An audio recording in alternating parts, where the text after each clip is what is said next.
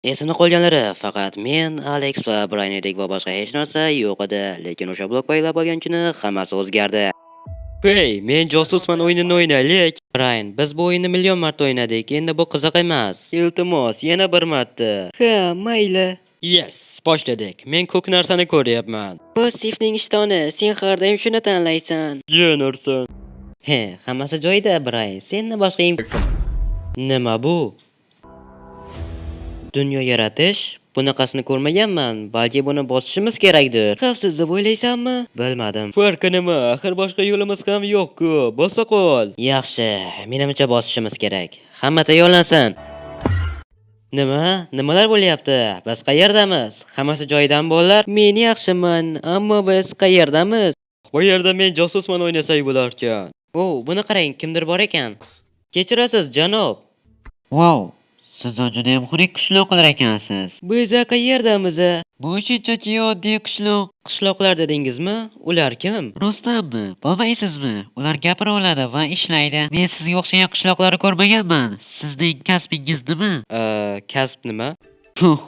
Siz o'rganadigan narsalar ko'p ekan. Keyin esa Steve, Brian va Alex qishloqda vaqt o'tkazishda ish o'rganish uchun Steve fermer bo'lishni tanladi. Yaxshi, Steve, biz bug'doylarni olib non tayyorlaymiz. Qani ishni boshla. Bu juda ham oson-ku. Men ularni mana shunday olishim kerak, to'g'rimi? Yo'q, sakrash mumkin emas. Qara, sen bittasini yaroqsiz qo'llab qo'yding. Bizda esa to'rttagina qoldi. Agar bular tugab qolsa, qishloq aholisi och qoladi. Men juda ham afsusdaman, buni bilmagan edim. Hech qisi yo'q. Endi esa uyga borib non tayyorlagin. Qaytib kelsang, biz yana bug'doy ekamiz. Uyga kelganimda u menga qanday qilib non yasashni o'rgatmaganini esladim. Keyin esa orqamga qaytdim-da, o'zim miyamga kelgan narsani yasadim va non bo'ldi. Miyamga qandaydir ideya keldi va men o'rmonga borib o'zim uchun crafting table yasab, u orqali muammoni tuzatish uchun biror narsa yasashim edi. Bu esa ketmon edi. Hoy, menda sovg'a bor. Qaytdingmi? Shoshma, bu nima? Buni qara. Yo'q, xudoyim, bu ajoyib. Endi biz hamma uchun yetarlicha ovqat pishira olamiz. Menimcha endi bu bizga yaxshigina yordam bera oladi. Buni nima deb nomlaysan? Men buni ketmon deb nomlayman. Sen bu bilan juda ham ko'p qishloqlarga yordam berding. Shundan so'ng uch qahramonimiz kun tugagandan so'ng uyga kirishdi. Birinchi kuningiz qanday o'tdi? Bu ajoyib o'tdi. Men qurollarni o'rgandim va mana bu qilichni yasadim. Vau, bu ajoyib. Senchi, Brian? Men savdogar bo'lmoqchiman. Butun dunyoda narsalarni sotmoqchiman. Hattoki xarita ham yasashni o'rgandim. Vau, bu ajoyib. Ehtiyot bo'ling, zombilar qishloqqa hujum qilishdi. Nima? Zombilar, ular kechasi kelib bizni yeyishga harakat qilishadi.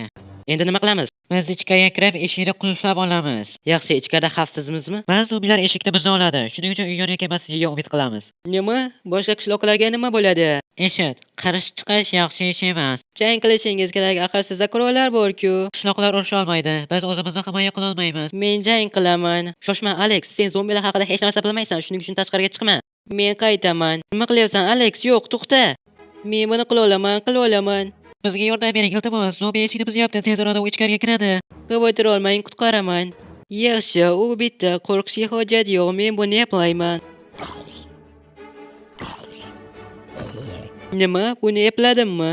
Yo'q, xudoyim, siz bizni qutqardingiz. Rahmat, lekin sizga berish uchun hech narsamiz yo'q. Hech narsa kerak emas. Axir bu bitta zombi edi, xolos-ku. Men ilgari sizga o'xshagan qahramonni ko'rmaganman. Men hammasini ko'rdim. Siz ajoyibsiz. Qo'ysangizchi, axir bu oddiy ish-ku. Bo'lishi mumkin emas. Siz qahramonsiz. Shundan so'ng bu gap qishloqdan qishloqqa tarqaldi. Steve ajoyib narsalar yasash bo'yicha, Alex esa zombi ovchisi sifatida tanildi.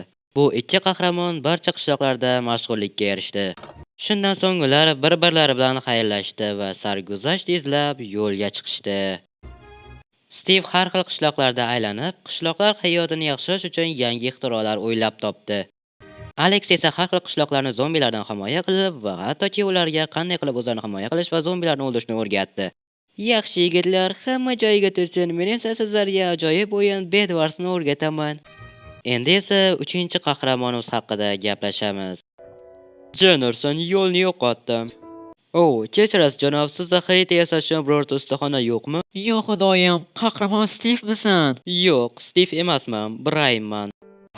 Sen haqingda eshitmagan ekanman. Yaxshi, bilaman. Sizda xarita uskunasi yo'qmi? Yo'q, bu narsani tushunmayman. Mayli, rahmat. Balki mana bu yo'ldir. Wow, nima bo'ldi? Bu yerda nima qilyapti? Bu oddiy narsa emas. Menimcha uni ko'p ishlar qilish mumkin. Shundan so'ng Brian bu orqali har qanday tajribalarni sinab ko'rdi. Bu shunchalik ajoyib blok ediki, imkonsiz narsalarni eplay olardi. Bir nechta haftadan so'ng Stiv va Alex uchrashib qolishdi. Alex, "Yo, nima gaplar? Uzoq vaqt ko'rishmadik. Nimalar qilding?" "Qishloqlarga yordam berdim." "Yo, men ham." "Balki biz birgalikda..." "Yo, xudoyim, buni qara." "Nima? Nimalar bo'lyapti?" Yo'q xudoyim, qahramonlar, bizga yordam bering, qamalib qoldik. "Nima? Bu qanday sodir bo'ldi?" Uni aytishi bo'yicha, biz bu yerda xavfsiz bo'lar ekanmiz. Bu kuchli blok ekan. "Bu blokni bilaman. Bu hech qachon buzilmaydi. Bu ishlarni kim qildi?" U o'zini Herobrine deb atadi. "Biz buni aniqlaymiz va qaytib kelib sizlarni qutqaramiz." Rahmat, qahramonlar shu yerda ekan. Biz xavotir olmaymiz. "Men bunga ishona olmayman. Bu ishlarni Brian qilyapti deb o'ylaysanmi?" "Brian bunday qilmagan bo'lardi." "Bilmadim, lekin Herobrine juda tanish eshitilyapti. Agar Brian bo'lsa, uni o'zidan so'rab ko'ramiz. Shunisi yaxshiroq bo'lardi." Stiv va Alex bedroklar orqasidan ergashib, oxiri bu ishni kim qilayotganini aniqlashdi. "Brian, nimalar qilyapsan?" "Yo, sizdan o'chirtaman deb o'ylamagandim. Men qishloqlarga yaxshilik qilyapman va buni ko'rganingizdan xursandsiz deb o'ylayman." "Nega bunday qilyapsan?" "Nimalar deyapsan? Men ularni xavfsizlikda saqlayapman." "Men hattoki tushunmayapman. Bu ishlarni qanday qilyapsan?" "Bunga ishonmaysizlar. Men o'rmonning o'rtasidan mana bu blokni topib oldim. Shuni aniqladimki, u orqali har qanday ishlarni bajarsa bo'larkan." "Brian, sen bu blokni olganing va u orqali qilgan ishlaringning hammasi xato." "Nima? Ularga yordam beryapman-ku." "Bu yordam emas. Men hammasini tushundim. Menga hasad qilyapsizlar." "Nimalar deyapsan, Brian? Unday emas. Men endi yengib bo'lmas kuchga egaman. Men endi Minecraftning qiroliman va hech qaysi bir monster bu bedrockni buza olmaydi.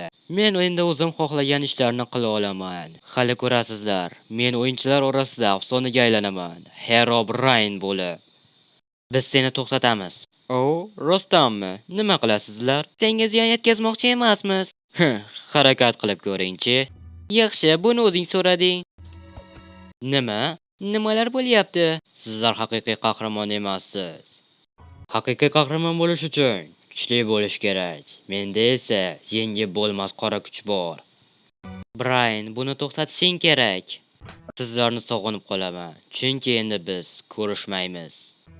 "Nimalar deyapsan, Brian? Shoshma, nima qilmoqchisan? To'xta." "Yo, bu nima?" "Xavotir olmanglar, sizlar och qolmaysiz. Men band bo'lsam ham sizlarga ovqat kerak bo'lsa qaytaman." "Shoshma, Brian, eshit, biz aytmoqchimizki..." "Yo, xudoyim, Alex, endi nima qilamiz?" Stiv va Alex qamalib qolganlarida Herobrine to'xtata oladigan hech kim qolmagandek tuyuldi.